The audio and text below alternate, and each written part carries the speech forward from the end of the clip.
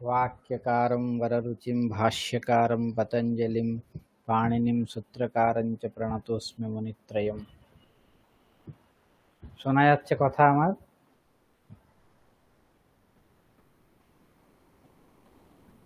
আচ্ছা, আচ্ছা, ঠিক আছে।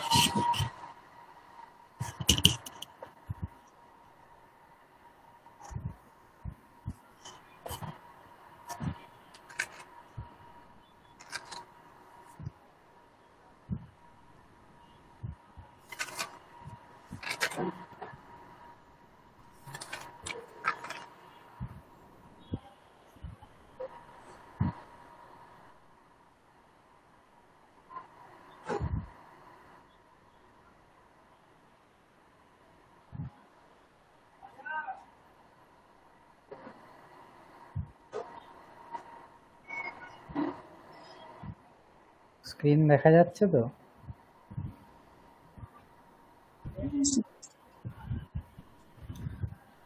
আচ্ছা, এর আগের ক্লাসে আমাদের হয়েছিল আত্মমানে খশ্চ এই সূত্র পর্যন্ত, তাই তো? আত্মমানে খশ্চ। আগের ক্লাসে কি হয়েছিল বলুন যারা ছিলেন?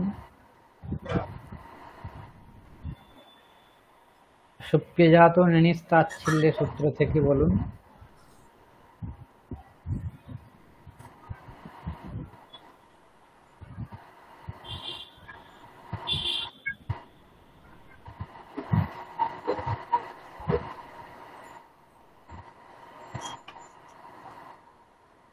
হ্যালো,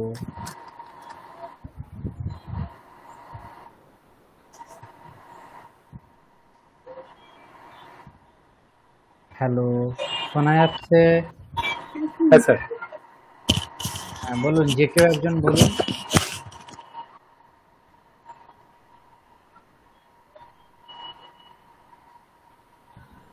ওই ইয়েটা বলবো, হ্যাঁ, সুপ্রিয়জাতটা। হ্যাঁ, ওখান থেকে বলুন। এটা হয়েছে, আচ্ছা এটা হচ্ছে ওই জাতির অর্থ ভিন্ন যদি কোনো সুবন্ত থাকে তাহলে ধাতুর পর নিনি প্রত্যয় হয়। তাচ্ছিল্য অর্থে মানে স্বভাব অর্থে। উষ্ণাভোজী এই শব্দটা করার সময়তে করেছিলাম উষ্ণা আম ভুজ নিনি, এইটা মানে উষ্ণা আর ভুজ নিনি প্রত্যয় অ্যাড করেছিলাম। তা উষ্ণা আম ছিল উষ্ণাম ভুঙ্ক্ত ইহা উষ্ণাভোজী। ওইখানের জন্য উষ্ণাম ভুঙ্ক্তে ইহা উষ্ণাভোজী, তো সেটার জন্য উষ্ণা আম ভুজ নিনি। তো তারপর উষ্ণা মাস ভুজ, আর নিনির ইনটা পড়ে থাকে ইন, ওইখান থেকে উষ্ণাভোজিন হয়েছিল। হ্যাঁ, উষ্ণভোজিন, তারপর সেখান থেকে উষ্ণভোজী। এরপর ছিল মনঃ। হ্যাঁ, এটাতেও ওই হচ্ছে মন ধাতুর পরে নিনি প্রত্যয় হবে যদি সুবন্ত উপপদে থাকে, যেরকম দর্শনীয়ম মান্যাতে, এরকম থেকে মানে দর্শনীয় মানি এইটা করতে চাইছিলাম। তো দর্শনীয়ম মান্যতে ইতি দর্শনীয় মানি, তো দর্শনীয় আম মান ঋণী, তারপরে আবার ঋণী থেকে ইন থেকে যাবে, তাহলে মান আর ইন, তো মানিন হয়ে গেল। আর ওখান থেকে দর্শনীয় মাস মানি, আর ওই দর্শনীয় থেকে মাসটাও চলে যায়। আচ্ছা, হ্যাঁ, তার ওইখানে আগে একটা ইয়ে হচ্ছে, সমাস হবে। বৃদ্ধি হয়। হ্যাঁ, সমাসের পর পুরো প্রক্রিয়াটা বলুন। দর্শনীয় আম মন দর্শনীয় আম মান ঋণী, ইন। হ্যাঁ, নিন। তারপর তারপর দর্শনীয় আম মান ইন, হুম, আর তারপরে হচ্ছে দর্শনীয় মানিন। হুম। এবারে দর্শনীয় গাছ মানিন। তারপর ওখানে বৃদ্ধি হয়ে যাবে, অত বৃদ্ধি, উপধায় এর দ্বারা বৃদ্ধি হয়ে মানিন। ওখানে মানিন থেকে দর্শনীয় মানিন হচ্ছে, বৃদ্ধি হ্যাঁ, হয়। তারপর উপপদ দর্শনীয়, সমাস হবে, তার আগে হ্যাঁ কৃতযোগ ষষ্ঠী হয়ে যাবে, দর্শনীয় মাস মানিন। হ্যাঁ, দর্শনীয় গাছ মানিন, তারপরে সমাস হচ্ছে, তো তারপরে গাছটা চলে যাবে, তাই দর্শনীয় মানিন হচ্ছে। আহ দিয়ে দর্শনীয় মানিন সু, ওইখানে থেকে দর্শনীয় মানি হচ্ছে। হ্যাঁ,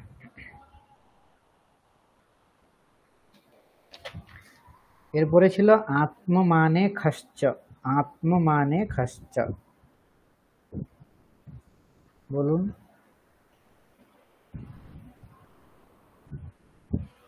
এটা এই যে পণ্ডিতা মান্যা, এইগুলো যে সকর্মক মননার্থে যদি মন ধাতু থাকে, তারপর খাস এবং মিনিট প্রত্যয় হয় যদি সুবন্ত উপপদে থাকে, যেরকম পণ্ডিতম আত্মানম মন্যতে।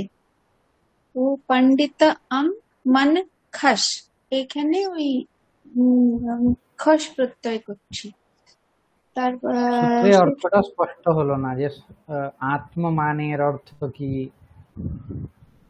মানে নিজেকে মানা, সেই অর্থে যদি হয়, তো হ্যাঁ। সেইটার জন্য আত্মানাহা মানাহা আত্মমানাহা, ওই ষষ্ঠী তৎপুরুষ সমাস হুম। করলে হবে। হুম।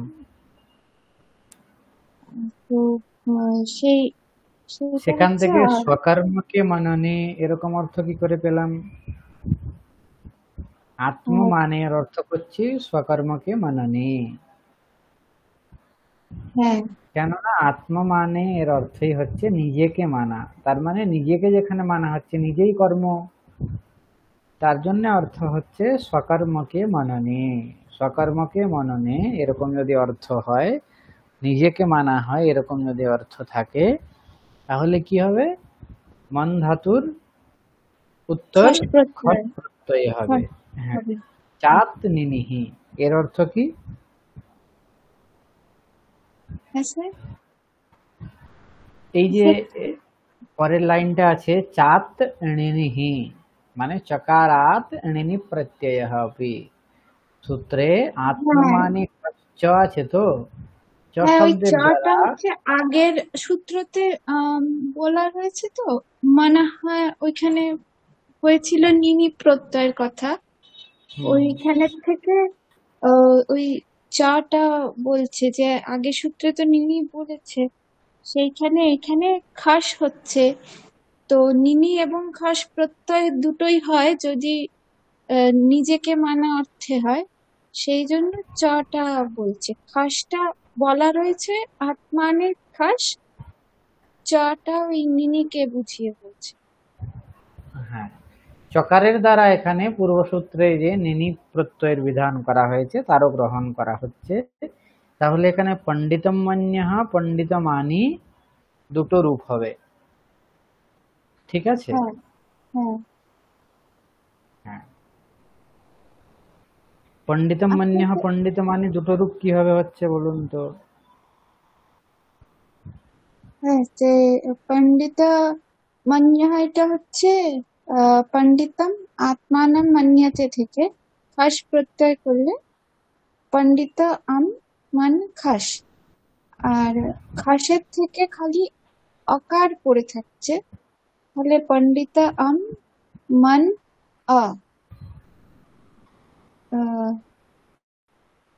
এখানে আম,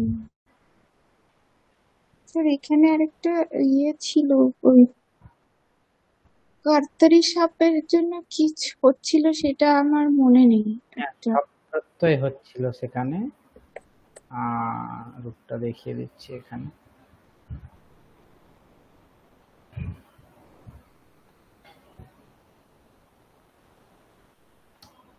এই যে পণ্ডিতম আত্মানম মন্যতে,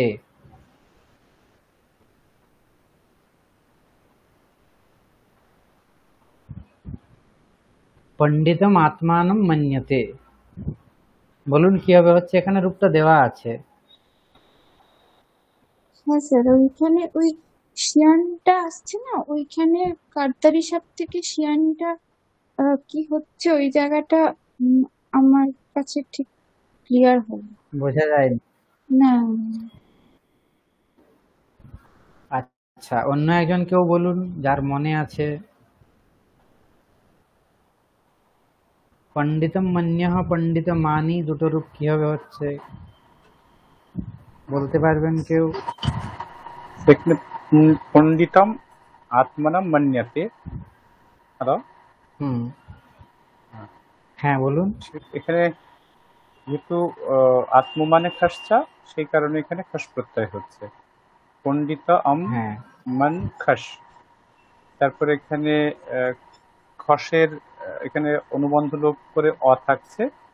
পণ্ডিতা মন আ। তারপরে হচ্ছে যে কর্তরি সব, এখানে সব প্রাপ্ত হচ্ছে, কিন্তু দিবাদিগণীয় ধাতুর উত্তর এটা। দিবাদিগণীয় ধাতুর ক্ষেত্রে আহ, সব প্রত্যয়ে নিষেধ করে দিয়ে শিয়ান প্রত্যয় হয়, এটুকুই শুনেছিলাম, এটাই দিবাভ্য মনে আছে। শ্যাম এই সূত্রের দ্বারা।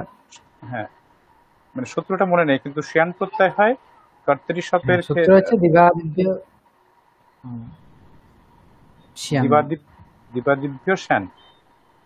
হুম, আচ্ছা, সেখানে শিয়ান প্রত্যয় হচ্ছে। তো যেটা থাকছে পণ্ডিতা আম মান, শিয়ানের ইয়া থাকছে অনুবন্ধ লোপ করে। এটা হচ্ছে একটা হচ্ছে হলন্তিয়াম, আর একটা হচ্ছে লস্যকু, অর্থাৎ তৃতীয় সূত্রের দ্বারা স এবং নয়ের ইট হয়ে যায়, ইয়া থাকছে। আর পাশে ইয়া অ আগে ছিল, ফার্স্ট প্রত্যয়ের অ থাকছে। তারপরে থাকছে হচ্ছে আহ, পণ্ডিতা আম মান। এখানে এখানে একটা ইয়া এবং অ কার মিলে হচ্ছে আহ, অত গুণে। অত গুণে এই সূত্রের দ্বারা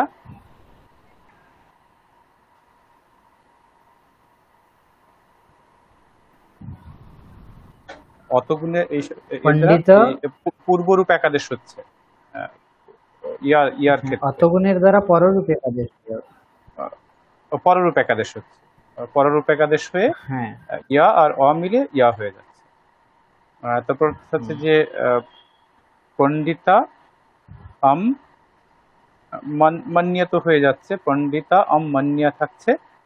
তারপরে হচ্ছে পণ্ডিতা ইয়াস মান্যা কর্তৃকর্মণয় কৃতি, এই সূত্রের দ্বারা পণ্ডিত ইয়াস মান্য হচ্ছে। তারপরে তো পণ্ডিত ইয়াস মান্য, এখান থেকে উপপদম অতিং এই সূত্রের দ্বারা সমাস হয়ে যাচ্ছে। তারপর কৃত্যাদির সমাস হচ্ছে এই সূত্রের দ্বারা প্রাতিপদিক সংখ্যা হচ্ছে। তারপর সুপধাতু প্রাতিপদিকয় হয়ে এই সূত্রের দ্বারা এখানে সুপের প্রাপ্তি ঘটছে। হ্যাঁ, তখন পণ্ডিত মানি। হ্যাঁ, পণ্ডিত পণ্ডিত মানি মান্য কিভাবে করে হবে? স্যার এখানে হচ্ছে, কিন্তু এখানে পণ্ডিতা মন্যে আসা, কিন্তু এখানে আরেকটা সূত্র আছে, পণ্ডিতা মুম আগম হচ্ছে অরুর হুম, দিশাদ অজন্তস্য মুম। অজন্ত্য। হ্যাঁ, অজন্তস্য মুম এই সূত্রটা মুম আগম হয়ে পণ্ডিতম মন্যা হয়ে পণ্ডিতম মন্যা সু হচ্ছে। সুধাতুর সুপ্রত্যয় আসলে পণ্ডিত মন্যা হবে। হুম, পণ্ডিত মানি। পণ্ডিত মানি কিভাবে হবে? পণ্ডিত মানি হচ্ছে আহ পণ্ডিতম আত্মনাম মান্যতে। এখানে ওই যে আত্মমানে খাসছে এই সূত্রের দ্বারা নিনি প্রত্যয় হচ্ছে। তারপরে আহ পণ্ডিতা আম মান লোপ করে দিয়ে ইন থাকছে। তারপরে হচ্ছে আত উপধায়াহা এই সূত্রের দ্বারা অঙ্গের বৃদ্ধি হচ্ছে, হয়ে হচ্ছে হচ্ছে পণ্ডিতা আম মানিন ইন। হ্যাঁ, আর ময়াকার যেহেতু বৃদ্ধি হচ্ছে, সেখানে মানিন থাকছে। তারপরে তো ওই পণ্ডিতা ইয়াস মানিন কর্তৃকর্মণয় কৃতি এখানে থাকছে। তারপরে উপপদ সমাস করে দিয়ে উপপদম অতিং এই সূত্রের দ্বারা উপপদ সমাস করে দিয়ে কৃত্তিত্বাদিত সমাস আসছে এই সূত্রের দ্বারা প্রাতিপদিক সংজ্ঞা হয়, সুপধাতু প্রাতিপদিকয় এই সূত্রের দ্বারা আহ, প্রাতিপদিক সংজ্ঞা হচ্ছে আর কি। আহ, সেখানে পণ্ডিতা মানিন, তারপরে পণ্ডিত মানিনের পরে সু করে দিয়ে পণ্ডিত মানিন। মানে যেরকম আমাদের দর্শনীয় মানই হয়েছে একইভাবে পণ্ডিত মানই হবে, তাই তো? একইভাবে সব একই। হ্যাঁ, এখানে এই সূত্রের দ্বারা আত্মমানে খশ্চ সূত্রের দ্বারা দুটো প্রত্যয় করা হচ্ছে, একটা হচ্ছে খস প্রত্যয় আর একটা হচ্ছে নিনিপ প্রত্যয়, তাই তো? হুম। খস প্রত্যয়ের ক্ষেত্রে কি হচ্ছে, পরে আমাদের মুমাগম হচ্ছে, তাই তো? কোন সূত্রের দ্বারা? অরুর্দিশাদ অজন্তস্য মুম। হ্যাঁ, অরুর দ্বিশত অজন্তস্য মুম, মুমাগম প্রাপ্ত হচ্ছে। কেন মুমাগম হবে?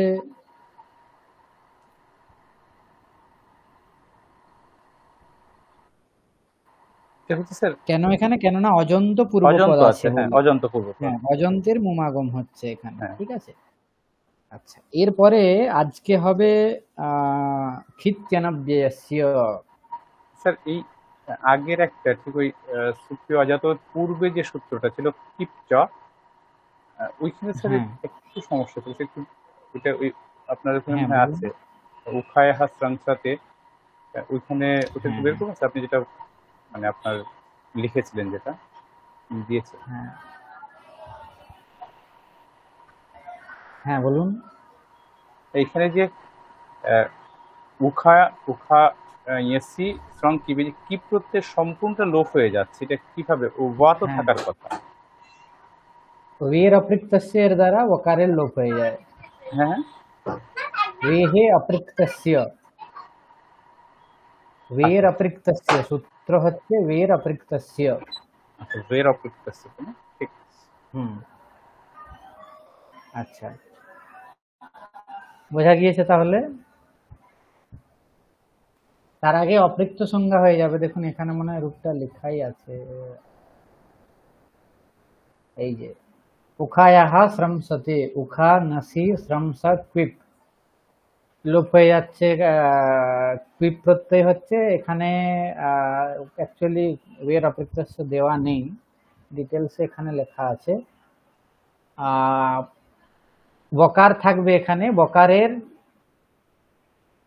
অপৃক্ত একাল প্রত্যয়ের দ্বারা অপৃক্ত সংজ্ঞা হবে, তারপর বের অপৃক্ত সেই সূত্রের দ্বারা অপৃক্ত বকারের লোপ হয়ে যাবে।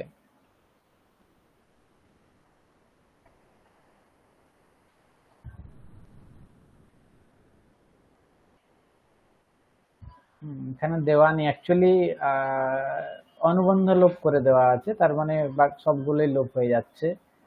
বের অপৃক্ত এর দ্বারা এখানে লোপ হবে।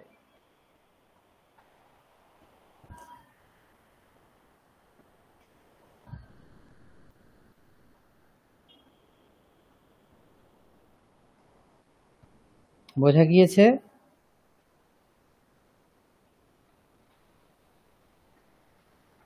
আচ্ছা স্যার, ওই হ্যালো। আরেকবার একটু ওই সূত্রটা যেটা শিয়ান প্রত্যয় দ্বিয়াদি, ওইটা সূত্রটা একবার বলবেন? দিবাদিভ্যঃ শ্যন, দিবাদিভ্যঃ শ্যন। আচ্ছা, ঠিক আছে। আর এখানে ওকারের লোপ হচ্ছে ওয়ের অপৃক্তস্য, ওয়ের অপৃক্তস্য এর দ্বারা লোপ হচ্ছে। আচ্ছা, আজকে হবে খিত্যনব্যয়স্য, খিতি অনব্যয়স্য।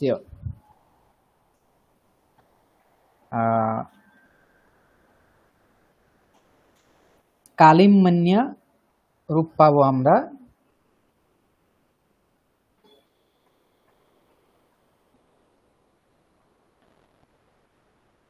ক্ষিতি অনব্যয়স্য, দুটো পদ আছে, ক্ষিতি অনব্যয়স্য।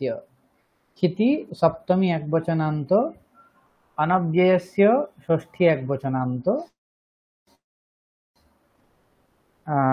অনব্যয়স্য মানে বোঝাই যাচ্ছে না অব্যয়স্য অনব্যয়স্য, অব্যয়ের হবে না। ক্ষিতি সপ্তমী একবচনান্ত আছে, সপ্তমী আছে এই জন্য তস্মিন্নিতি নির্দিষ্টে পূর্বস্য, তস্মিন্নিতি নির্দিষ্টে পূর্বস্য, পূর্বের কাজ হবে। আচ্ছা, এখানে অলুগ উত্তরপদে, এই সূত্র থেকে উত্তরপদে এর অনুবৃত্তি হচ্ছে, এবং একো হ্রস্বঃ ন্যো গালবস্য এই সূত্র থেকে হ্রস্বঃ এই পদের অনুবৃত্তি আসছে, উত্তরপদে হ্রস্বঃ। তাহলে ক্ষিতি উত্তরপদে অনব্যয়স্য হ্রস্বঃ, ক্ষিতি উত্তরপদে অনব্যয়স্য হ্রস্বঃ। ক্ষিতি এটা হচ্ছে উত্তরপদে এর বিশেষণ, এই জন্য কি হবে, এখানে তদন্ত বিধি হয়ে যাবে, খিদন্তে উত্তরপদে, খিদন্তে উত্তরপদে কस्य হ্রস্বঃ উত্তরপদে পরে পূর্বপদস্য হ্রস্বঃ, পূর্বপদের অর্থ আমরা পাচ্ছি এখানে। ঠিক আছে, উত্তরপদ এখানে বলা হয়েছে ক্ষিতি খিদন্তে উত্তরপদে, খিদন্ত উত্তরপদ যদি থাকে তাহলে কার হ্রস্ব হবে, এখানে পূর্বপদ উত্তরপদ যেহেতু বলা হয়েছে তাই পূর্বপদের এখানে আক্ষেপ করা হচ্ছে। পূর্বপদ রূপ যে অর্থ আছে সেটা আক্ষেপের দ্বারা আমরা পাচ্ছি, তাই ক্ষিতি উত্তরপদে পরে, ক্ষিতি খিদন্তে উত্তরপদে পরে পূর্বপদস্য হ্রস্বঃ ভবতি, न तु अव्ययस्य, अव्ययस्य न भवति। खिदन्ते उत्तरपदे पूर्वपदस्य हस्वः विधीयते, उत्तरपदस्य न। এটাই সূত্রে বলা হচ্ছে খিদন্তে পরে পূর্বপদস্য হস্বঃ ন তু অব্যয়স্য। এই যে কাজটা খিদন্ত উত্তরপদে পূর্বপদে হস্ব বিধান, এটা অব্যয়ের হবে না। অব্যয়ের যদি প্রাপ্ত হয় সেক্ষেত্রে তার নিষেধ করে দেওয়া হবে অনব্যস্য, এই যে নিষেধাত্মক যে অংশ আছে তার দ্বারা। ঠিক আছে, তাহলে খিদন্তে উত্তরপদে খিদন্তে পরে পূর্বপদস্য হস্বঃ ভবতি ন তু অব্যয়স্য, অব্যয়স্য ন ভবতি। ততঃ মুম, এরপর হস্ব বিধান হয়ে গেলেই সেখান থেকে মুমাগম হয়ে যাবে। মুমাগম কার দ্বারা হবে, মুমাগম অরুদ বিসর্জন্তস্য মুম এই সূত্রের দ্বারা মুমাগম হয়ে কালিমমান্যা হবে। আমরা যদি রূপটা দেখি কালিমমান্যা কিভাবে রূপ সাধন হবে বলুন তো কেউ একজন।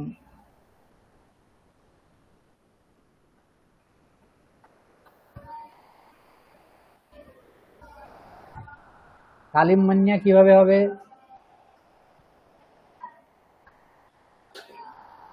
কালিমমান্যা বলুন।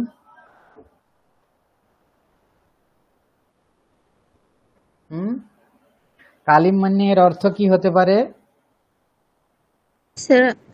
আত্মানম কালিম মন্যতে। আত্মানম কালিম মন্যতে মানে মানে নিজেকে কালী মনে করছে। হ্যাঁ, নিজেকে কালী মনে করে। ঠিক আছে, তাহলে রূপ সাধন কিভাবে হবে বলুন। আত্মানম কালী মন্যতে এই অর্থে যেহেতু কালী এই উপপদ পূর্বে আছে সেই জন্য মন ধাতুর উত্তর আত্ম মানে খসা সূত্রানুসারে খস প্রত্যয় হবে, হলে হবে। হ্যাঁ, তাহলে কি হলো, কালী আত্মানম কালী কালী মন মন খস। খস। অনুবন্ধ তারপর লোপের পরে অনুবন্ধ লোপের পর থাকবে কালী মন অ, মন অ। এরপর তারপর দিবাদিভ্য স্বন সূত্রানুসারে মন ধাতুর উত্তর স্বন প্রত্যয় হয়ে অনুবন্ধ লোপ হলে হবে কালী মন য় অ। মন য় অ। এরপর তারপরে স্যার কালী মন ইয় হলে হবে। তারপরে যেহেতু কৃত প্রত্যয় পরে আছে সেই জন্য কর্তৃকর্মণঃ কৃতি সূত্রানুসারে কৃদন্ত কি হবে, কৃদন্ত উত্তরপদ থাকার জন্য ষষ্ঠী বিভক্তি হলে হবে কালী অস মন ইয়। আচ্ছা, এরপরে আমরা মন্য করে নি, তাহলে কালী মন্য কিভাবে পেলাম বলুন তো। য় অ অত গুণে এর দ্বারা পররূপ হয়ে যাচ্ছে। হ্যাঁ, পররূপ একাদেশ হয়ে গিয়ে মন্য হয়ে গেল। এরপরে কি করব, কৃতযোগ ষষ্ঠী করে দিচ্ছি। হ্যাঁ, কৃতযোগ ষষ্ঠী করে দিলে কি হবে, কালী অংশ মান্য। কালী নাস মান্য। এরপর কি হবে? তারপর স্যার উপপদমতিং সমাস হয়ে সূত্রানুসারে যাবে। হ্যাঁ, উপপদমতিং এর দ্বারা সমাস হয়ে যাবে। সমাস করলে সুপ উপপদ লুপ হয়ে সমাস যাবে। হলে সুপ সুপের লুপ লুপ হলে করে হবে দিলাম কালী মান্য। হুম। তারপর স্যার কালী মান্য হবে হলে তারপর অরুদিশত অজন্তস্য মোম সূত্রানুসারে অজন্তের মোম না না না তারপরে স্যার এই সূত্রানুসারে কীর্তন্য ব্যয়স্য এই সূত্রানুসারে যেহেতু খিদন্ত উত্তর পদে আছে মান্য উত্তর পদে আছে সেজন্য কালী যেহেতু এটি অব্যয় নয় সেজন্য এর হ্রস্ব হয়ে হবে কালী মান্য, মানে দীর্ঘ হ্যাঁ ইকার তো হ্রস্ব ইকার হবে। হ্যাঁ, কার হ্রস্ব হবে এখানে? লয়ের উত্তরবর্তী যে দীর্ঘ ইকার আছে সেটার হ্রস্ব হবে। কোন সূত্রের দ্বারা? কীর্তন্য ব্যয়স্য। হ্যাঁ, হ্রস্ব হবে, কিন্তু কার স্থানে হ্রস্ব হবে? দীর্ঘ সূত্রে তো ইকারের বলা স্থানে হয়েছে, পূর্বপদস্য হ্রস্ব। পূর্বপদে তো কালী শব্দের ককার উত্তর আকারও তো পূর্বপদের মধ্যেই পড়ছে। ইকের হ্রস্ব পরিভাষা, হবে স্যার। হ্যাঁ অলন্ত পরিভাষা অলন্ত আলুঞ্চেস। স্থান। অলন্ত। হ্যাঁ, আলুঞ্চেসের দ্বারা অন্তিম যে অল আছে তার হ্রস্ব হয়ে গিয়ে লকার উত্তর দীর্ঘ ইকারের হ্রস্ব হয়ে গিয়ে কি হবে? কালী কালী মান্য। মান্য। কালী মান্য। এরপর কি হবে? এরপরে স্যার অরুদিশত অজন্তস্য মোম দিয়ে মোম আগম হবে। এরপর অজন্ত মুমাগম হয়ে অঙ্গের গিয়ে মোম আগম হবে হলে হবে কালী মান্য। কালিম মান্য একসাথেই লিখে দিলাম। তারপর আবার প্রাতিপদিক সংজ্ঞা তো আছেই আমাদের তদবস্থ।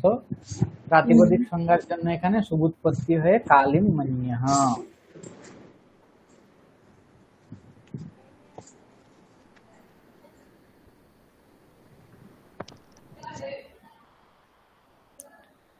বোঝা গিয়েছে?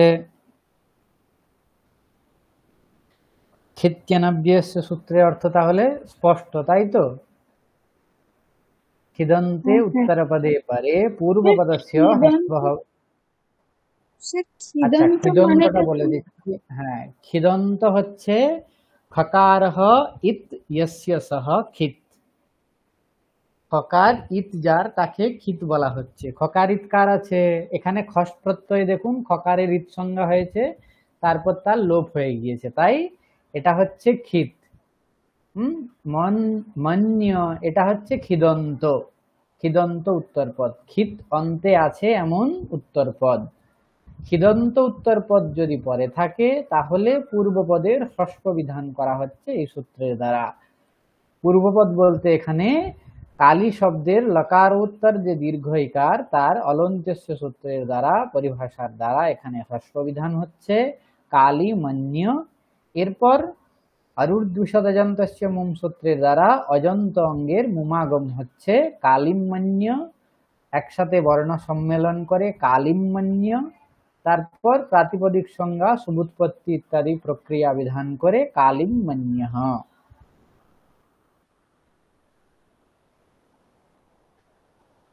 বোঝা গিয়েছে? হ্যাঁ স্যার। আচ্ছা এখানে এই যে আছে নাতু অব্যয়স্য, এখানে তো অব্যয় কোনটা মানে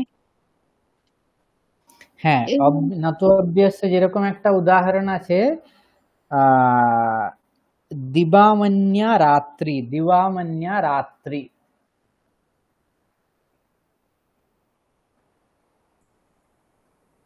দিবামন্যা রাত্রি বা রাত্রি যদি হ্রস্ব করি তাও অসুবিধে নেই।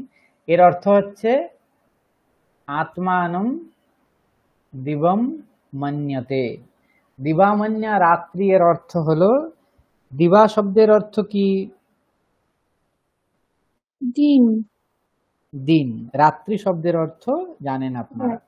তাহলে যে ক্ষেত্রে রাত্রি নিজেকে দিনের মতো ভাবে, মানে দিনের মতো ভাবা বলতে এখানে অ্যাকচুয়ালি রাত্রে দিনের দিবালোকে যেরকম প্রকাশ থাকে ঠিক একই প্রকাশ রাত্রেও যদি থাকে তাহলে সেই রাত্রিকে আমরা দিনের মতো বলছি। এখানে আত্মানম দিবম মন্যতে, প্রকাশের আধিক্যের কারণে রাত্রি যখন নিজেকে দিনের মতো ভাবে তখন তাকে বলা হচ্ছে দিবামান্যা রাত্রি। এখানে দিবা এই যে শব্দটা আছে এটা হচ্ছে অব্যয়, এই জন্য কি হবে এখানে অনব্যস্য, এই যে নিষেধ করে দেওয়া হয়েছে, এই নিষেধের জন্য এখানে কি হবে না, দিবম দিবম ওখানে তো স্যার দীর্ঘ কোনো কিছু নেই। দিবম ওখানে না না, দিবা দিবা শব্দ, বা আকারটা দীর্ঘ আছে। আত্মানম, আচ্ছা এখানে অ্যাকচুয়ালি দিবা হবে, দিবাম, আত্মানম দিবাম মন্যতে, আত্মানম দিবাম মন্যতে, দিবা শব্দের অর্থ হচ্ছে দিন, ঠিক আছে। তো এখানে দিবা এই যে শব্দটা আছে এটা হচ্ছে অব্যয়, এই জন্য এর হ্রস্ব বিধান হবে না প্রকৃত সূত্রের দ্বারা, খ্যাতি অনব্যস্য, যেহেতু অব্যয়ের নিষেধ করা হয়েছে সূত্রে, বোঝা গিয়েছে। তার জন্য কি হবে এখানে দিবামন্যা রাত্রি রূপ হবে, দিবমন্যা এরকম হবে না।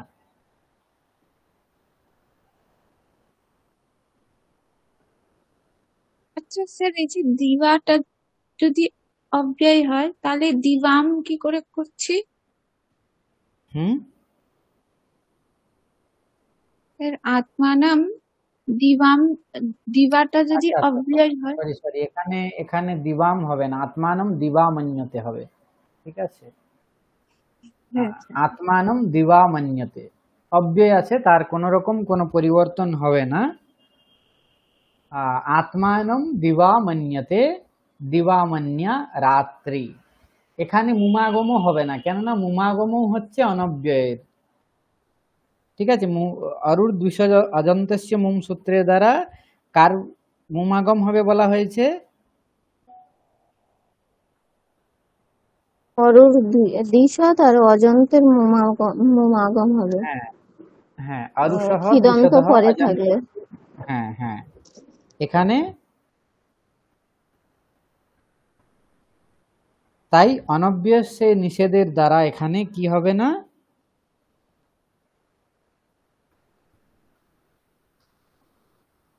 ও আচ্ছা স্যার, মানে এখানে যদি ওইটা মানে রস্য হচ্ছে না, তার মানে দিবাটা দিব এমনি হয়ে যেতে পারবে না তো, মানে আকারটা হ্যাঁ অকার হয়ে যাবে না, দিবম ওই জন্য মান্য হবে না, মুমাগমও দিবামান্যাই হবে না, থেকে আবার যাচ্ছে। ষষ্ঠও হবে না। হুম, ঠিক আছে স্যার। আচ্ছা,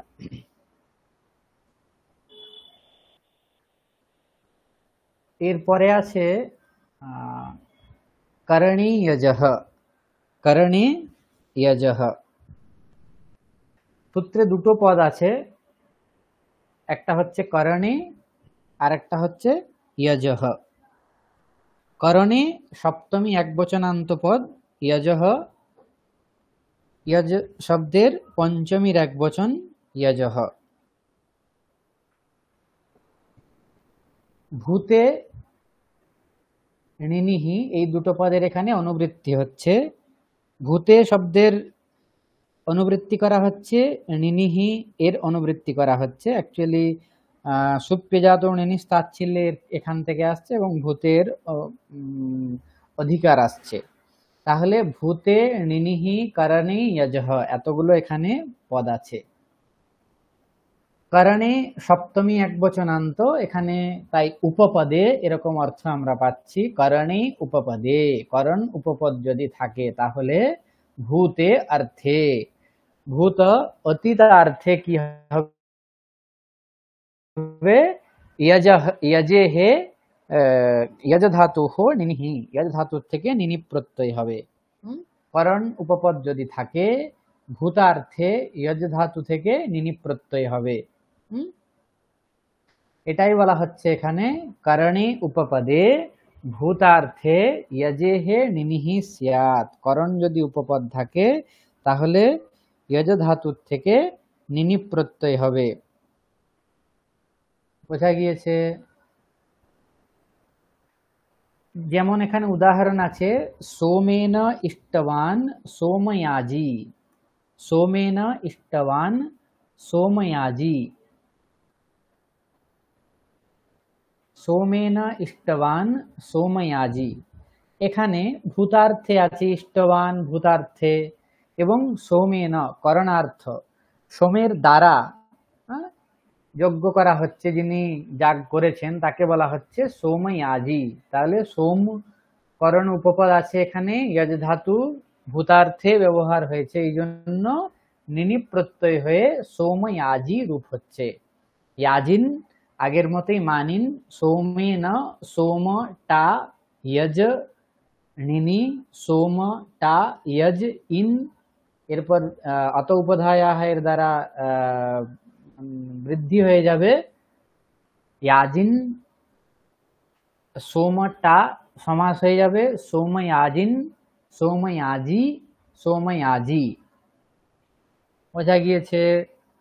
করণে উপপদে, করণে উপপদে এখানে সোমে না এই যে পদটা আছে এটা করণ উপপদ অর্থ বোঝাচ্ছে, তাই ভূতার্থে অতীতকালের অর্থে এখানে ইষ্টবান এই যে পদটা আছে এটা ভূতকালার্থকে বোঝাচ্ছে। যজ্ঞ আগে করেছেন যিনি তাকে বলা হচ্ছে সোময়াজি, সোমের দ্বারা যিনি যজ্ঞ করেছেন তাকে বলা হচ্ছে সোময়াজি। বুঝতে পেরেছেন? স্যার এইখানে ইয়াজটা, ইয়াজ ইন, তারপরে ওটাও ওই বৃদ্ধি হয়ে ইয়াজ হয়ে যায়, হ্যাঁ, ইয়াজিনটা উপধায় বৃদ্ধি হয়ে ইয়াজিন যাবে অত হয়েছে। উপধায় এর দ্বারা, ইয়াজ ইন হ্যাঁ ইয়াজিন, তারপর হ্যাঁ সমাস হয়ে যাবে উপপদমাতিং, এরপর হ্যাঁ যেরকম প্রক্রিয়া আছে ইয়াজিন সোময়াজিন সোময়াজি। ঠিক আছে। আচ্ছা, ঠিক একইভাবে এখানে হবে অগ্নিষ্টোময়াজি। বলুন তো অগ্নিষ্টোময়াজি এর অর্থ কি বা কিভাবে প্রক্রিয়া হবে বলুন তো?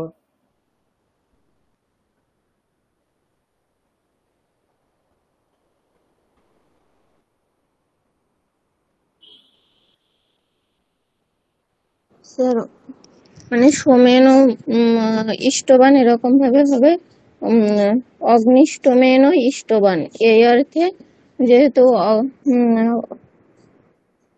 সোমেন অগ্নিষ্টমেন, এখানে করণ আছে, করণ উপপদ আছে, সেজন্য ইয়জ ধাতুর উত্তর মানে ইষ্টবান, এই যে ভূত অর্থে তবত প্রত্যয় হয়েছিল সেখানে ইয়জ ধাতুর উত্তর এই অর্থে করণে ইয়জ সূত্রানুসারে ঋণী প্রত্যয় হবে, হয়ে হবে অগ্নিষ্টমা টা ইয়জ ইন, ইয়জ ঋণী, অনুবন্ধ লোপ হয়ে হবে সমাটা ইয়জ ইন, তারপর অত উপাধায়া দিয়ে উপাধার বৃদ্ধি হয়ে হবে সমাটা ইয়াজ ইন। তারপরে স্যার উপপদা মতিং দিয়ে উপপদ সমাস হবে, হয়ে সুপধাতু প্রাতিপদিকয় দিয়ে প্রাতিপদিকের লোপ হয়ে হবে সমা ইয়াজ ইন, হলে একসঙ্গে বর্ণগুলো যোগ করে দিলে হবে সমা ইয়াজিন। হ্যাঁ, তার এর প্রথম আর অর্থ কি? একবচনে অগ্নিষ্টমেন ইষ্টবান, যিনি মানে অগ্নিষ্টমের বাংলাতে, দ্বারা যিনি অগ্নিষ্টমের দ্বারা যজ্ঞ করেছেন। হ্যাঁ, অগ্নিষ্টমের দ্বারা যিনি যজ্ঞ করেছেন তাকে বলা হচ্ছে অগ্নিষ্টময়াজি। এখানে করণে এর অর্থ কেন বলা হচ্ছে?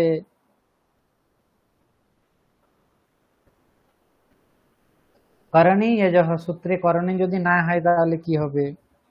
করণে না হলে স্যার এখানে নিনি প্রত্যয় হবে না। হ্যাঁ, তাহলে নিনি প্রত্যয় হবে না। আচ্ছা, তাহলে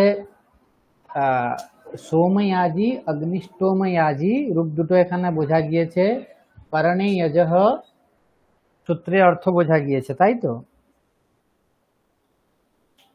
হ্যাঁ স্যার, অগ্নিষ্টম মানে কি? অগ্নিষ্টম হচ্ছে একটা যজ্ঞ, ও আচ্ছা। ঠিক আছে? অগ্নিষ্টমের দ্বারা যিনি যজ্ঞ করছেন মানে যজ্ঞ প্রক্রিয়াটা তাকে বলা হচ্ছে অগ্নিষ্টম যাজি, মানে অগ্নিষ্টম যাগ যিনি করছেন, ঠিক আছে? হ্যাঁ, আচ্ছা,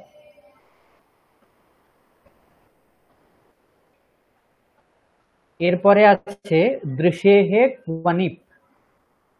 দৃশেহে ক্বনিপ, দৃশেহে পঞ্চমী একবচনান্ত, ক্বনিপ প্রথমা একবচনান্ত, ভূতে এর অধিকার আসছে, কর্মণি এরও এখানে অনুবৃত্তি আসছে, ধাতোঃ প্রত্যয়ঃ পরশ্চ এদের অধিকার আসছে। তাহলে দৃশেহে ক্বনিপ, ভূতে কর্মণি ধাতোঃ প্রত্যয়ঃ পরশ্চ। এখানেও একইভাবে দৃশ ধাতু থেকে ক্বনিপ প্রত্যয় হবে, ভূতার্থে কর্ম উপপদ যদি থাকে তাহলে ক্বনিপ প্রত্যয় হবে, ধাতুর পরে ক্বনিপ প্রত্যয় হবে। দৃশ ধাতুর পর ক্বনিপ প্রত্যয় হবে, যেরকম পারদৃশ্বা, পারদৃশ্বা, পারম দৃষ্টবান, পারদৃশ্বা। সূত্রে অর্থ বলা হচ্ছে কর্মণি ভূতে, কর্মণি ভূতে, তার মানে কর্মণি উপপদে ভূতে অর্থে দৃশেহে ক্বনিপ প্রত্যয়ঃ ভবতি। कर्मणि उपपदे भूते अर्थे दृशेः क्वनिप प्रत्ययः भवति। कर्म उपपदे भूतार्थे दृश धातुर पर क्वनिप प्रत्यय হবে। বোঝা গিয়েছে?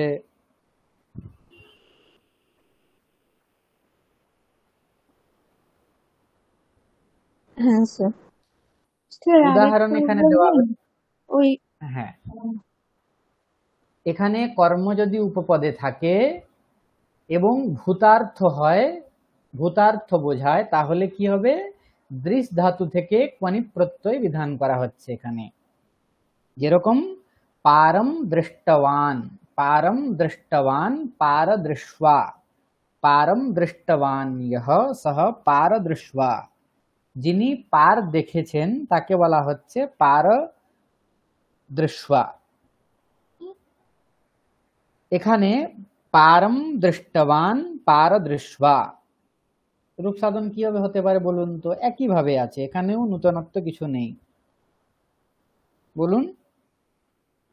পার অম পারা দৃশ, দৃশ আর তারপরে এই ক্বনিপ। ক্বনিপ। হ্যাঁ, ক্বনিপে অনুবন্ধ লোপ করে দেওয়ার পরে কি থাকে? কি থাকে? ওয়ান থাকে, অনু ওয়ান। না ওয়ান হ্যাঁ, থাকে। ওয়ান এই অংশটাই বেঁচে থাকে, তাই তো? তাহলে পার অম দৃশ ওয়ান।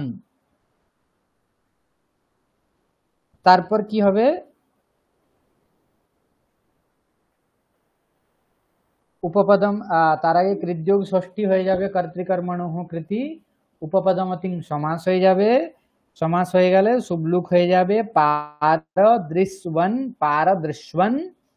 এরপরে প্রাতিপদিক সংজ্ঞা আছে, সেখান থেকে সুবুৎপত্তি হয়ে পারদৃশওয়ান, প্রাতিপদিক থেকে পারদৃশ্বা।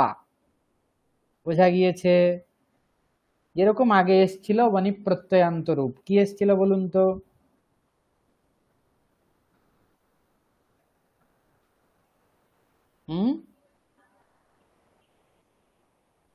বনি প্রত্যয়ান্ত রূপ কি ছিল?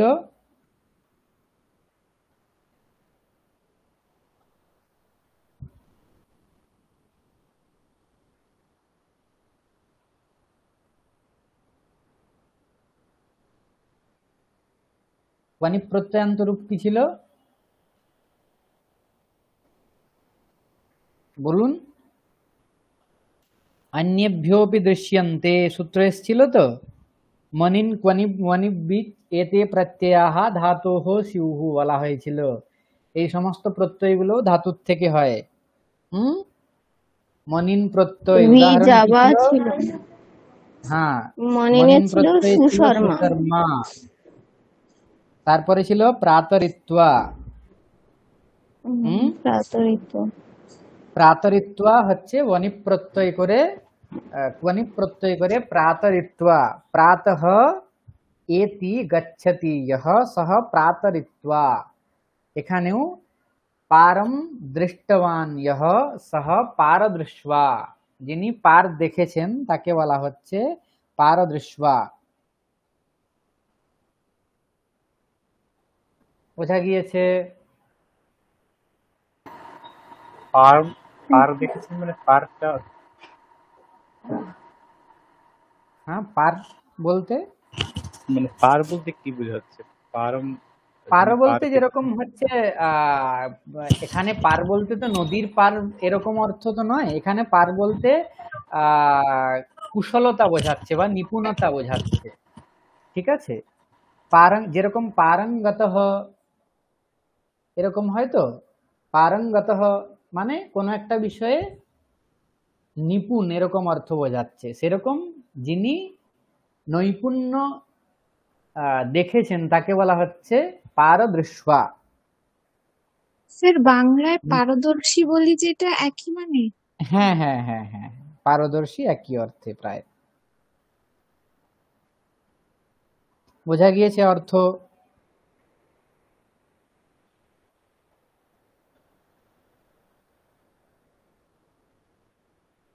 আচ্ছা, তাহলে দৃশ্যেহে ক্বনিপ সূত্রের অর্থ বোঝা গিয়েছে? হ্যাঁ স্যার। হ্যাঁ স্যার। আচ্ছা, পারদৃশ্য, এগুলো কিছুই এখানে কঠিনতা নেই। এরপরে আছে রাজনী যুধিক্রিয়ঃ। রাজনী যুধিক্রিয়ঃ। রাজনী সপ্তমী একবচনান্ত, যুধিক্রিয়ঃ পঞ্চমী একবচনান্ত। যুধিক্রিয়ঃ এখানে সমাস আছে, যুধিশ্চ ক্রিঞ্চ যুধিক্রি, তস্মাৎ যুধিক্রিয়ঃ। পঞ্চমী একবচনান্ত যুধিক্রিয়ঃ। ক্বনিপ কর্মণি এদের অনুবৃত্তি হচ্ছে এবং ভূতে ধাতোঃ প্রত্যয়ঃ পরশ্চ এদের অধিকার আসছে। তাহলে রাজনী উপপদে, রাজনী উপপদে, রাজন কর্ম যদি উপপদে থাকে তাহলে কি হবে? যুধিক্রিয়ঃ ক্বনিপ প্রত্যয়ঃ ভবতি। যুধি ধাতুর থেকে এবং ক্রি ধাতুর থেকে ক্বনিপ প্রত্যয় হবে এই সূত্রের দ্বারা। রাজনী যুধিক্রিয়ঃ সূত্রে ওটাই বলা হচ্ছে ক্বনিপ স্যাৎ। ক্বনিপ স্যাৎ রাজনী কর্মণি উপপদে যুধিক্রিয়ঃ ধাতোঃ ক্বনিপ প্রত্যয়ঃ ভবতি। বোঝা গিয়েছে?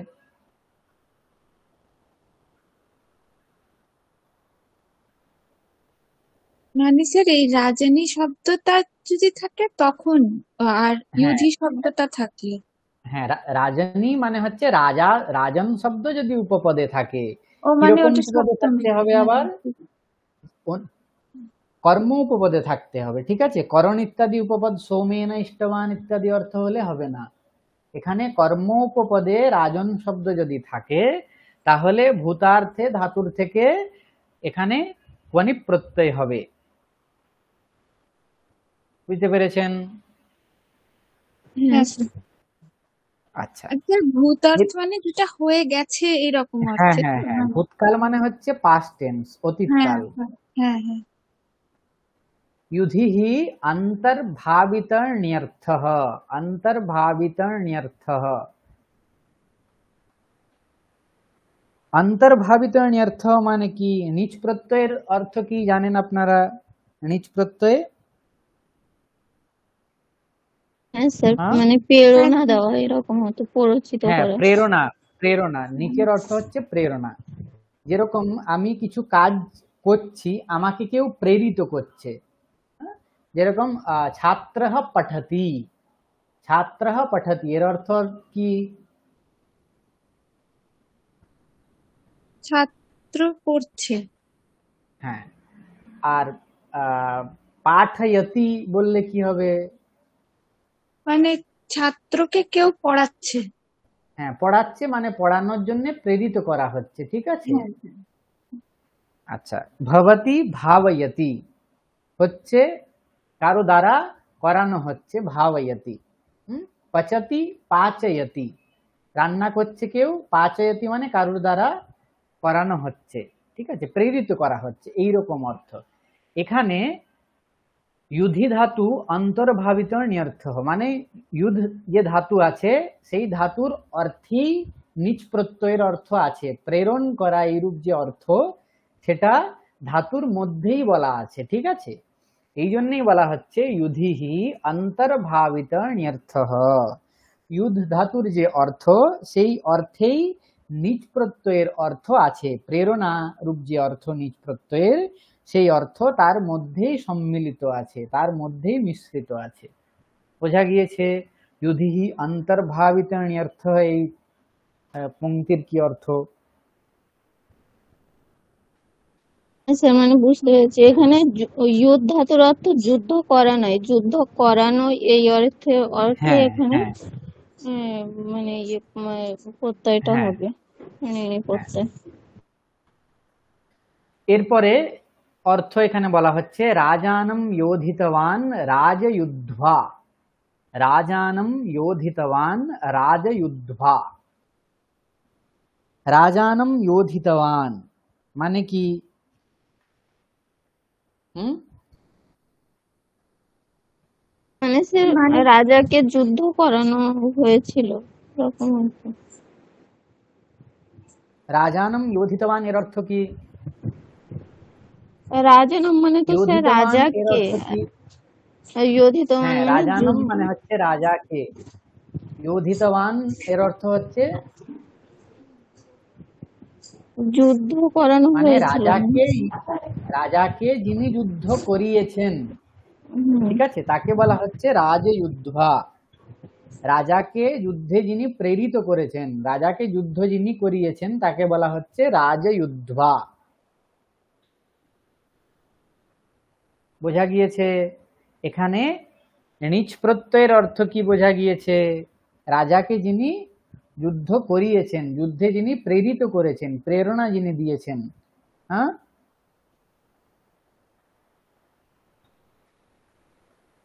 তাকে বলা হচ্ছে রাজযুদ্ধা। তাহলে রাজন বলুন কি হবে, রূপ হবে? রাজন অম, আর ইউথ ধ্বনি কনিক।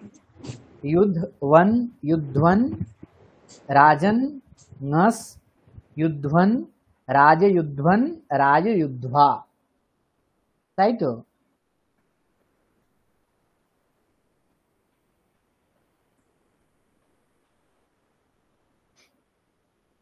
বোঝা গিয়েছে?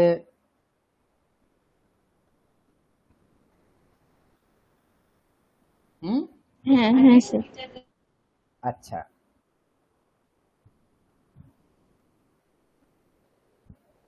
অ্যাকচুয়ালি এখানে কি, যুদ্ধ ধাতু যে আছে না, যুদ্ধ ধাতু অকর্মক ধাতু, ঠিক আছে? যুদ্ধ ধাতু হচ্ছে অকর্মক। তাহলে সেক্ষেত্রে আমাদের সূত্রে বলা হচ্ছে কি, যে কর্ম উপপদে যদি যুদ্ধ ধাতু থাকে, তাহলে তার থেকে সরি, কর্ম উপপদে যদি রাজন শব্দ থাকে, তাহলে যুদ্ধ ধাতুর থেকে কি হবে? কণি প্রত্যয় হবে। এখন যদি ধাতু অকর্মক হয়, তাহলে কর্ম উপপদে কি করে থাকবে? তার জন্য এখানে বলা হচ্ছে যে যুধিহি অন্তর্ভাবিত ন্যর্থঃ। তার মানে এখানে যুদ্ধ ধাতুর অর্থ হচ্ছে যুদ্ধ করানো, ঠিক আছে? সেক্ষেত্রে যোধিতবান এর কর্ম আমরা পেতেই পারি। রাজাকে যিনি যুদ্ধ করিয়েছেন, এইরূপ রাজা হচ্ছে এখানে কর্ম উপপদে আছে, যুদ্ধ করেছেন নয়, যুদ্ধ করিয়েছেন। বোঝা গিয়েছে?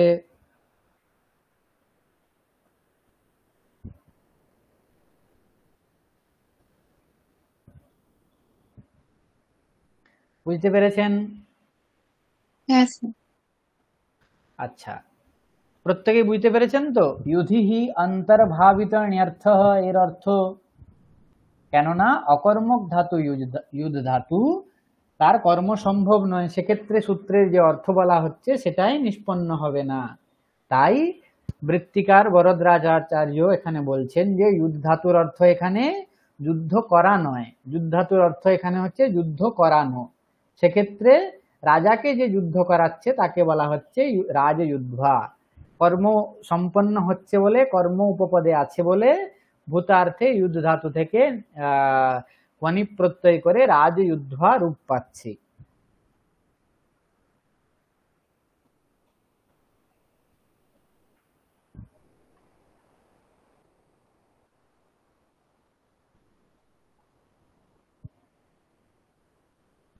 বোঝা গিয়েছে? হ্যাঁ স্যার। স্যার এই যে রাজনের মতন এই শব্দগুলো মানে ওই সমাস করছি বলে নকারটাও চলে যাচ্ছে, তাই তো? হ্যাঁ হ্যাঁ হুম। হ্যাঁ, রাজন নকারের লোপ হয়ে যাবে প্রক্রিয়ার দ্বারা। এখানে নলোপ প্রাতিপদিকান্তস্য দিয়ে তো হয় নলোপः নলোপ। নলোপः নলোপः প্রাতিপদিকান্তস্য, প্রাতিপদিক সংজ্ঞা হয়ে গেলেই প্রাতিপদিকের যে অন্তিম আছে অংশ তার লোপ হয়ে যাবে, রাজনের নকারের লোপ হয়ে যাবে, তারপর রাজযুধ্বন রাজযুধ্বা।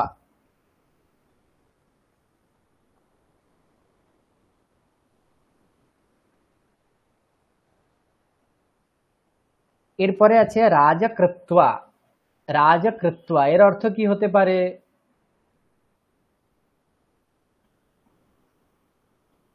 এর তো রাজনম কৃতবান। হ্যাঁ, রাজানম কৃতবান ইতি রাজকৃত্বা, তার মানে কি? রাজাকে যে করাচ্ছে। না না, না না রাজা না, করেছিলেন যাকে, যিনি রাজা করেছিলেন। হ্যাঁ তার মানে ও মানে অন্য কেউ একজন মানে রাজা বানিয়েছেন আর কি। আচ্ছা। হ্যাঁ, যিনি রাজা একজনকে রাজা বানিয়েছেন তাকে বলা হচ্ছে রাজকৃত্বা। রাজকৃত্য। হ্যাঁ, যিনি রাজা বানিয়েছেন তাকে বলা হচ্ছে রাজকৃত্বা। রাজানম কৃতবান, রাজাকে রাজার পদটা যিনি বা রাজপদ যে যিনি দিয়েছেন তাকে বলা হচ্ছে রাজকৃত্বা। বোঝা গিয়েছে?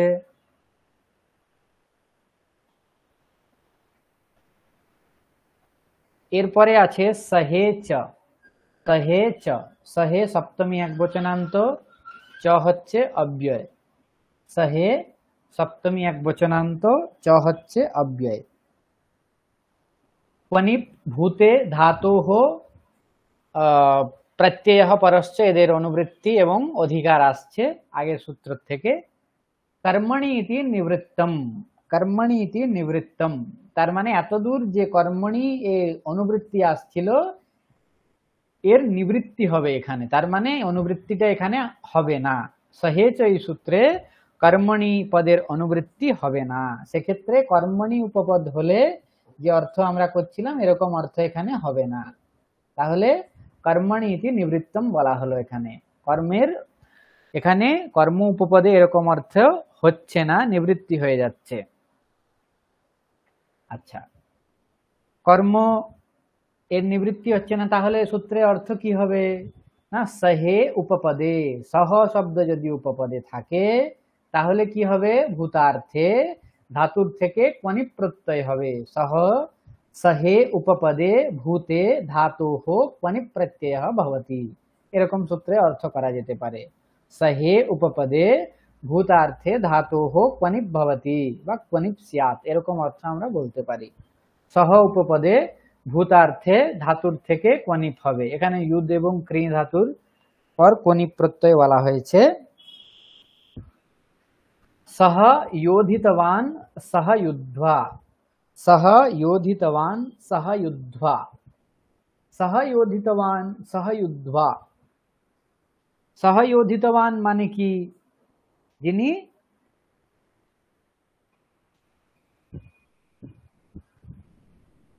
সহ যোধিতবান, সহ মানে তো সাথে, আর যোধিত, যোধিত বানের অর্থ তো আমরা আগেই দেখেছি, মানে যুদ্ধ, যিনি যুদ্ধে পরিচিত করেছিলেন, প্রেরণা দিয়েছিলেন। কিন্তু হ্যাঁ এখানে কি স্যার, এখানে এখানে তো স্যার কর্ম নেই, তাহলে কি মানে ওই নিচের অর্থ থাকবে? হ্যাঁ, নিচের অর্থ, এখানে নিচের অর্থ না থাকলেও এখানে অসুবিধে নেই। সহযোধিতবান মানে হচ্ছে কিসিকে সাথ, সরি, কারোর সাথে যুদ্ধ করেছেন যিনি তাকে বলা হচ্ছে সহযুদ্ধা। যার সাথে যুদ্ধ করেছেন তাকে বলা হচ্ছে সহযুদ্ধা। ঠিক আছে? যোধিতবান মানে যুদ্ধবান। হ্যাঁ, যুদ্ধবান, সহযুদ্ধবান। এই বিষয়ে অনেক মতভেদ আছে, নিচ এরকম। করলে তো, নিচ করলে তখন স্যার যোধিতবান হবে, আর নিচ হ্যাঁ না করলে যুদ্ধবান হবে। হ্যাঁ, এখানে যোধিতবান নিচ করলে এখানে অর্থ দেওয়া আছে, এই বিষয়ে অনেক মতভেদ আছে। যেরকম অনেকেই বলেছেন যে সহযুদ্ধবান এই অর্থে সহযুদ্ধ হবে, আবার অনেকেই বলেছেন সহযোধিতবান এই অর্থেও সহযুদ্ধা হবে। ঠিক আছে, সহযোধিতবান এইরকম বিগ্রহ যেটা আছে সহযোধিতবান, আবার অনেকের মত আছে যে সহযোধিতবান এইরূপ বিগ্রহ না করে সহযুদ্ধবান এরকম করলেই হবে। কেননা এখানে আমাদের কর্ম উপপদ যে অর্থ সেটা নিষ্পত্তির কোনো আমাদের উদ্দেশ্য নেই। ঠিক আছে, আগে রাজন কর্ম ছিল, তার ওই অর্থ বোঝানোর জন্য আমরা কি করেছি না, সেক্ষেত্রে বলেছি যে এখানে যুদ্ধ ধাতুর অর্থ যুদ্ধ যিনি করিয়েছেন। এখানে কর্ম উপপদ নেই, সেক্ষেত্রে ধাতু অকর্ম কর্ম উপপদ নেই, তাও কিন্তু অর্থে কোনো অসুবিধে নেই। যিনি সাথে যুদ্ধ করেছেন এই অর্থেও সহযুদ্ধা রূপ আমরা পাবো। ঠিক আছে, তাই যেরকম লঘু সিদ্ধান্ত কৌমুদীর একজন প্রসিদ্ধ টিকাকার আছেন ভীমসেন শাস্ত্রী, তার মতে এখানে সহযোধিতবান এই অর্থ না করে সহযুদ্ধবান এরূপ অর্থ করাই হচ্ছে করলেই ভালো তিনি বলেছেন। কিন্তু এখানে মূলকার বলেছেন সহযোধিতবান, সাথে যিনি যুদ্ধ করিয়েছেন এই অর্থে সহযোদ্ধা হচ্ছে। ঠিক আছে, দুটোই আপনারা জেনে রাখুন।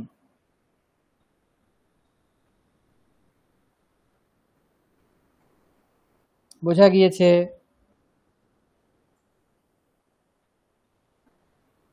ওই যে সাথে যুদ্ধ করিয়েছেন যেটা বললেন, তাহলে মানে কাকে বোঝানো হচ্ছে?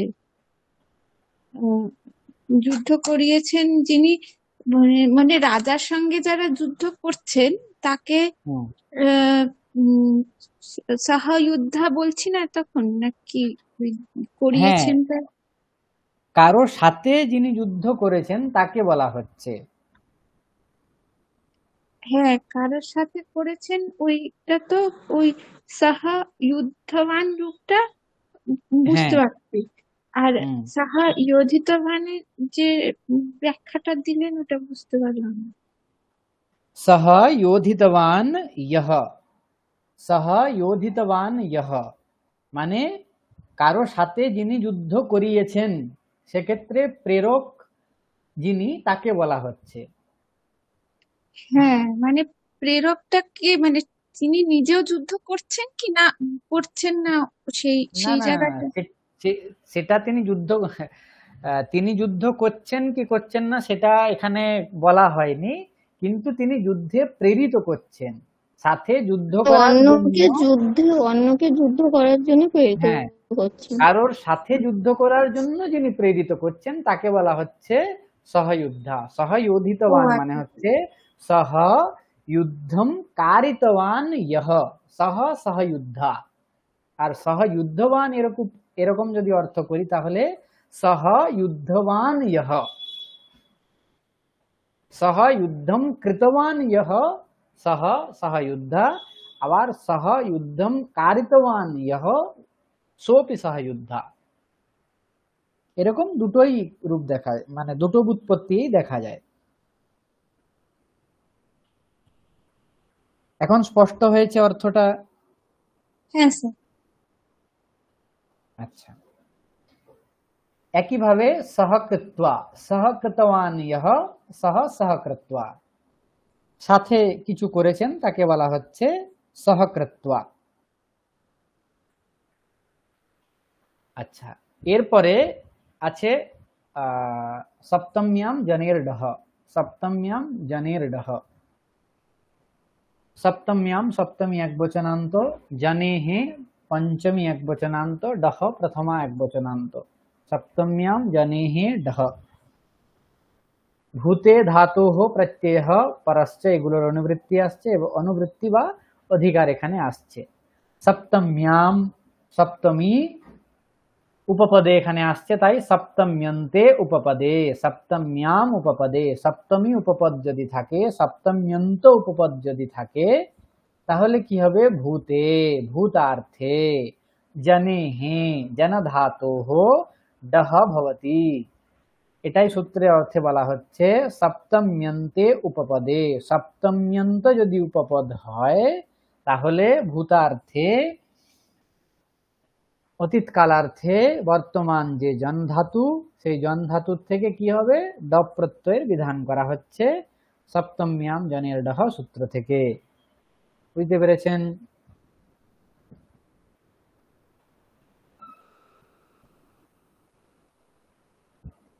একটু ওই সপ্তমীর ওইখানে উদাহরণ দেবেন একটা তাহলে। হ্যাঁ, উদাহরণ এরপরে বলছি। সূত্রে অর্থ বোঝা গিয়েছে তো? সপ্তম্যন্ত যদি উপপদে থাকে তাহলে ভূতার্থে জন ধাতুর থেকে ড প্রত্যয় হয়। মানে সপ্তমী অর্থে নাকি হ্যাঁ, সপ্তমী কথাটাই যদি থাকে? না না না না না, সপ্তমী অন্ত যদি উপপদ হয়, সপ্তম্যন্ত যদি উপপদ হয়, সপ্তমী শব্দে নয় এখানে, হ্যাঁ ঠিক আছে। এখানে স্বরূপ গ্রহণ নয়, এখানে অর্থ গ্রহণ করা হয়েছে। ঠিক আছে? সপ্তমীর দ্বারা সপ্তমী শব্দকে, সপ্তমী স্বরূপকে নেওয়া হচ্ছে না, সপ্তমী অর্থকে বোঝানো হচ্ছে। যেরকম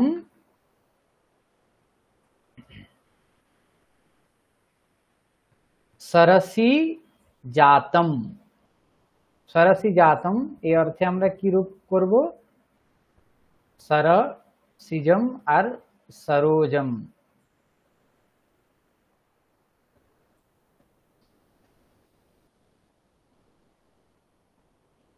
আপনারা অভিজ্ঞান শাকুন্তলে পড়েছেন सरसिजमनुविद्धं शैवलेनापि रम्यं मलिनमपि हिमांशुर्लक्ष्मलक्ष्मीं तनोति इयम् अधिकमनोज्ञा वल्कलेनापि तन्वी किमिव हि मधुरानां मण्डनं नाकृतीनां। শ্লোক আছে সেখানে।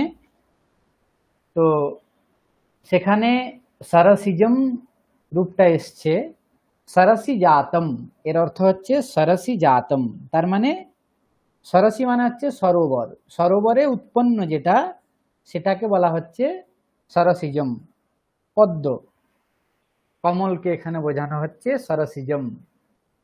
সরোজম, সরসিজম, সরোজম একই অর্থ, পদ্মরূপ অর্থ এখানে বোঝানো হচ্ছে সরসি জাতম।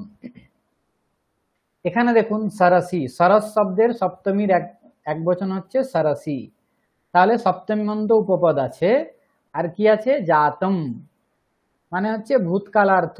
জাত শব্দ হচ্ছে জন ধাতু থেকে ত প্রত্যয় হয়ে জাত। ত প্রত্যয় তক্তবতু নিষ্ঠা, ভূতার্থ বৃত্তি হচ্ছে ত প্রত্যয় অর্থে, ত প্রত্যয়ের অর্থই হচ্ছে ভূতকাল, তাই এখানে ভূতকালার্থ আছে এবং সপ্তম্যন্ত উপপদ। এখন দেখতে হবে আমাদের অলৌকিক বিগ্রহ কি হবে, বলুন। সরস নি জন ড, সরস নি জন ড। আচ্ছা, বিগ্রহ দুটো জানেন তো? একটা হচ্ছে লৌকিক বিগ্রহ আর একটা হচ্ছে অলৌকিক বিগ্রহ। লৌকিক বিগ্রহ এবং অলৌকিক বিগ্রহ। লৌকিক বিগ্রহ কাকে বলা হয়? স্যার এই যে এখানে সরাসি জাতম যেটা ওই হ্যাঁ, এই পানিনি এইগুলো ছাড়া যেগুলো লিখি আমি লোকে লোকে ব্যবহার। প্রয়োগ যোগ্যः, লোকে প্রয়োগার্হः লৌকিকः। অলৌকিক হচ্ছে লোকে প্রয়োগ অনর্হः। যেরকম প্রক্রিয়া দশায় যেটা করা হচ্ছে বিগ্রহ, সেটা হচ্ছে অলৌকিক বিগ্রহ। এই অলৌকিক বিগ্রহ যদি আপনি কাউকে বলেন যে সরসিজ অর্থ বোঝানোর জন্য আপনি বলেন যে সরস নি জন ড, তাহলে কেউ কিন্তু বুঝতে পারবে না। যিনি প্রয়োগ জানেন, বৈয়াকরণ, তিনি এই সরস নি জন ড এইরূপ যে প্রক্রিয়া বাক্য, এইরূপ যে বিগ্রহ বাক্য তা বুঝতে পারবেন। তাই এটা হচ্ছে লোকে প্রয়োগের যোগ্য, তাই লৌকিক। এটা হচ্ছে লোকে প্রয়োগ অনর্হ অযোগ্য, তাই অলৌকিক। এখন লৌকিক বিগ্রহ বাক্য এখানে হয়েছে সরসি জাতম, অলৌকিক বিগ্রহ বাক্য হচ্ছে সরস নি জন ড। ঠিক আছে? এখানে কি হচ্ছে? সপ্তমী উপপদে জন ধাতু থেকে ড প্রত্যয় হচ্ছে, যেহেতু ভূতকালার্থ আছে। এতদূর বোঝা গিয়েছে? সপ্তমী ঙি জন ড। হ্যাঁ স্যার। আচ্ছা, সপ্তম্যান জনের ডহ সূত্র এখানে কেন প্রবৃত্তি হচ্ছে বলুন তো একবার, যে কেউ একজন। স্যার এই তো সারাসিটা সপ্তমীতে আছে। হ্যাঁ তারপরে জান্নে ধাতুটার ভূতকালার্থ ওর ভেতরে আছে, জাতাম। হ্যাঁ। তো সারাসি জাতাম, তো জাতাটা হুম, ওইখানে তো জাতাটা ভূতকালার্থে ব্যবহার করি, তাই জন্য হ্যাঁ জানার ভূতকালার্থ ব্যবহার করা হচ্ছে বলে ড প্রত্যয় করছি জানার উত্তর। হ্যাঁ। আচ্ছা, এরপরে কি হবে? এরপরে কি হবে বলুন তো দেখি। এরপর চুটু সূত্র দিয়ে ডয়ের ঈদ সংজ্ঞা হবে, তসে লোপ দিয়ে সরস লোপ মি হবে। জন সরসিয়া জন অ। জন অ, চুটু এর দ্বারা ঈদ সংজ্ঞা হয়ে গেল, তারপর তার লোপ করে দেওয়া হলো কোন সূত্রের দ্বারা? তস্য লোপঃ। এরপরে কি হবে বলুন?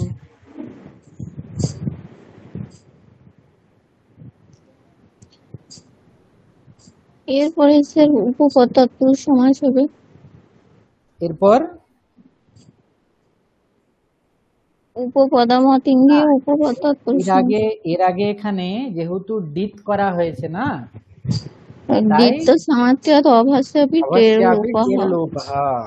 এখানে ডিতকরণ করা হয়েছে ডকার ঈদ, তাই তো ডকার ঈদ সঙ্গ কাছে, তাই টি ভাগের লোপ হয়ে যাবে। সংজ্ঞা নয় এমন ঠিক অঙ্গে আছে, টি এর ভাগের লোপ লোপ হয়ে হবে। যাবে। হ্যাঁ, টে হে এর দ্বারা কি হয়? টে হে সূত্রের অর্থ হচ্ছে ভস্য টেহে লোপঃ স্যাৎ। অসংযোগ যে টি ভাগ তার লোপ হয়। হলে অনের লোপ হয়ে ভসংজ্ঞক যাবে। হ্যাঁ, এখানে ভসংজ্ঞা নেই। হুম, ভসংজ্ঞা না থাকলেও কি হবে? যেহেতু ডিতকরণ করা হয়েছে, তাই ডিত্ব সামর্থ্যের কারণে এখানে ভসংজ্ঞা না থাকলেও কি হবে? তার লোপ টি হয়ে যাবে। ভাগের কার লোপ হবে? টি ভাগের লোপ হয়ে যাবে। টি ভাগ বলতে অন, জনের অন। তাহলে সরস মি জ অ, তাই তো এরকম হবে। হ্যাঁ স্যার। সরাসি জ।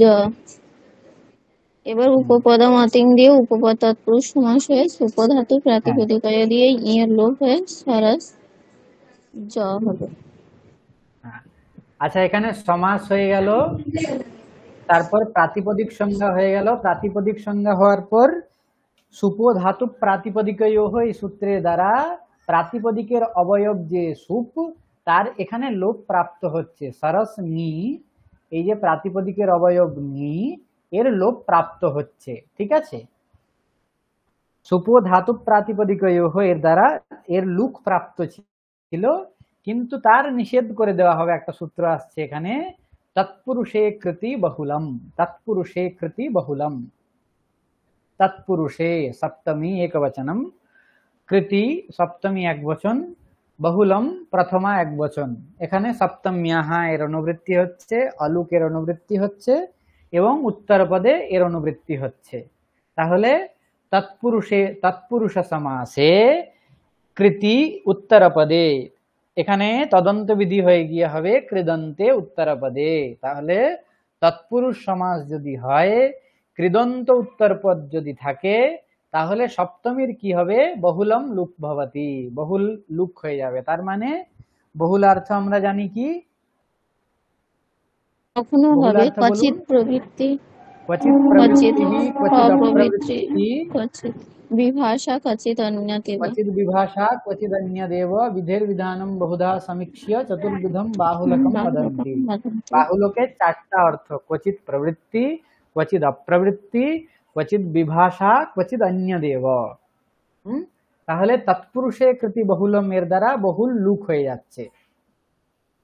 এখন এখানে তৎপুরুষ সমাস আছে, হুম, হ্যাঁ স্যার। তৎপুরুষ সমাস আছে তো? হ্যাঁ, উপপদ আচ্ছা, তৎপুরুষ সমাস তাহলে- আছে। হ্যাঁ, উপপদ তৎপুরুষ, উপপদমতি এই সূত্রের দ্বারা বিহিত যে সমাস উপপদ তৎপুরুষ সমাস, ঠিক আছে। তৎপুরুষ সমাসের এই একটা ভেদ হচ্ছে উপপদ তৎপুরুষ সমাস। তাহলে উপপদ সমাসে কৃদন্তে উত্তরপদে, কৃদন্ত উত্তরপদ আছে, উত্তরপদ কৃদন্ত, তাই তো? হ্যাঁ স্যার, ড আচ্ছা, কি প্রত্যয় হবে আছে। কৃদন্ত? ড প্রত্যয় ড স্যার জন প্রত্যয় ধাতুর হচ্ছে, উত্তর। হুম, হ্যাঁ, জন ধাতুর ধাতুর উত্তর উত্তর প্রযুক্ত। বিহিত যে ড প্রত্যয়, সেটা হচ্ছে কৃত প্রত্যয়, তাই কৃদন্ত উত্তর পদ পরে আছে বলে কি হবে? সপ্তম্যাহ বহুলম লুক ভবতি, সপ্তম্যাহ বহুলম লুক ভবতি, সপ্তমীর বহুল লুক হবে। এখানে সপ্তমীর লুক প্রাপ্ত ছিল, তার নিষেধ হয়ে যাবে, ক্বচিদ অপ্রবৃত্তি, তাই তো? হ্যাঁ স্যার। তার মানে লুকের এখানে অভাব হবে। লুকের যদি অভাব হয় তাহলে কি হবে? সরসি সরসি থেকে যাবে, এর লোপ হবে না, সরসি সুপধাতু সরসি থেকে প্রাতিপদিক যাবে। হ্যাঁ, তাহলে কি হবে? সরস ই হয়ে যাবে, জ সর সিজ, প্রক্রিয়াতে সর সিজম। বোঝা গিয়েছে? হ্যাঁ স্যার। স্যার সরসিজম আমি কিভাবে না হয়েছে বোঝা গিয়েছে? হ্যাঁ, না বলুন। স্যার, ওই ওই উপপদ তৎপুরুষ হলে ওইখানে থেকে ঠিক অতটা বুঝতে পারিনি। মানে আচ্ছা, এখানে উপপদ এখানে, এখানে তৎপুরুষ সমাস হয়েছে। হ্যাঁ তাহলে ওই সমাস যদি হয়, আমরা জানি সমাসের পরে প্রাতিপদিক সংজ্ঞা হয়। প্রাতিপদিকের অবয়ব যে সুপ, তার লুক প্রাপ্ত হয়, সুপ ধাতু প্রাতিপদিক হয় এই সূত্রের দ্বারা, তাই তো? এখানে বলা হ্যাঁ হ্যাঁ হচ্ছে হ্যাঁ। যে তৎপুরুষ সমাসে যদি কৃদন্ত শব্দ উত্তর পদে থাকে, তাহলে সপ্তমীর বহুল লুক হবে। তার মানে কোন কোন ক্ষেত্রে লুক হবে, কোন কোন ক্ষেত্রে লুক হবে না, কোন কোন ক্ষেত্রে বহুলার্থ যেটা বলা হয়েছে সেটাই, চারটার মধ্যে হবে। এখানে লুকের অভাব হচ্ছে, লুক হচ্ছে না। ঞি এখানে ছিল, অলুক মানে অর্থ হচ্ছে লুক হবে না, লোপ হবে না। দেখুন, ঞি এখানে থেকেই যাচ্ছে, ইকার থেকেই যাচ্ছে, সরসি হয়ে যাচ্ছে, সরসিজ।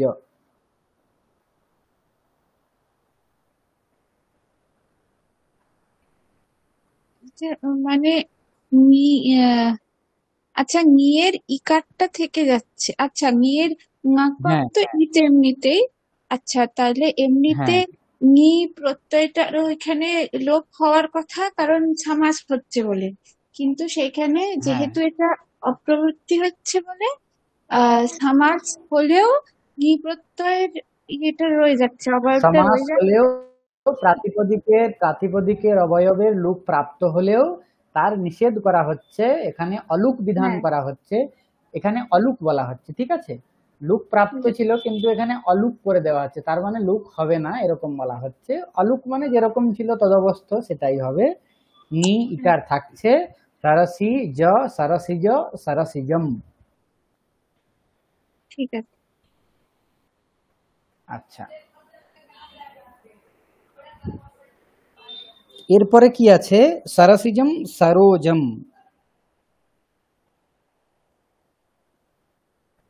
তাহলে বলা হচ্ছে বহুলম লুক ভবতি, তার মানে এখানে বিকল্পে লুক। যদি লুক না হয় তাহলে আমরা রূপ পেলাম সরসিজম, যদি লুক হয়ে যায় তাহলে কি পাবো? সরস নি জ, সরস নি জ।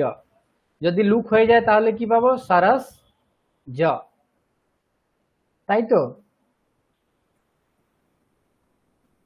হ্যাঁ স্যার। এরপরে কি হ্যাঁ হবে হ্যাঁ। বলুন? এরপর স্যার সসাজু শুরু দিয়ে স্থানে রু আদেশ রু হবে। এর দ্বারা সকারের রু হয়ে যাবে। তারপর রুয়ের হসিকের দ্বারা, রুয়ের হ্যাঁ, স্থানে রয় স্থানে উ হবে, হলে সরা রয়ের উ স্থানে উ জ। হয়ে যাবে। সর উ জ, আদগুণ দিয়ে গুণ হয়ে সর জ। সর উ জ, এরপরে কি হবে? আদগুণ আদগুণ দিয়ে এর গুণ দ্বারা হয়ে গুণ হয়ে যাবে সর জ। সরো জ, সরোজম।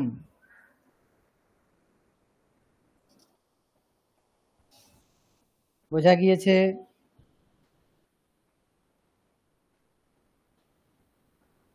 হ্যাঁ স্যার। তাহলে সরোজম আর সরসিজম কি হবে হচ্ছে রূপ, বুঝতে পেরেছেন? হ্যাঁ স্যার। হ্যাঁ স্যার। আচ্ছা, তৎপুরুষে কৃতি বহুলম এর দ্বারা অলুক হচ্ছে, সেটা আবার বিকল্পে, তাই একবার অলুক হচ্ছে, একবার লুক হচ্ছে। মানে স্যার আগে যে সূত্রটা অবধি হচ্ছিল সপ্তমিয়াম জানের ডাহা থেকে এই আহ সারোজাম রূপটা আপনি পেয়ে যাচ্ছি, আর সারসিজাম যেটা সেটার জন্য আমার তৎপুরুষে কৃতি বাহুলাম এটা দরকার হচ্ছে। হুম, ঠিক আছে। সরসিজম এর দ্বারা দুটো রূপেই আমরা পাচ্ছি, দুটোর জন্যই হচ্ছে, ঠিক আছে। হ্যাঁ স্যার, দুটোই। অলুক বিধান করা হচ্ছে, আবার লুক এর দ্বারাই হচ্ছে, ঠিক আছে। হ্যাঁ, মানে তৎপুরুষে কৃতি বাহুলামটা তো ওই যেখানে বাহুলাম দিয়ে ওই অপ্রবৃত্তি হচ্ছে সেই জায়গাটার না, নাকি? আহ, হুম, হ্যাঁ হ্যাঁ হ্যাঁ ওই হ্যাঁ। ওই- সেটাই।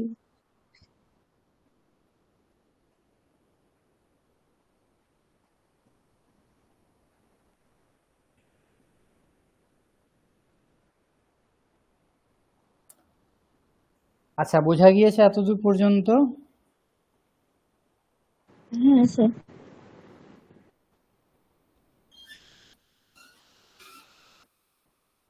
ঠিক আছে, তাহলে আজকে এই পর্যন্তই।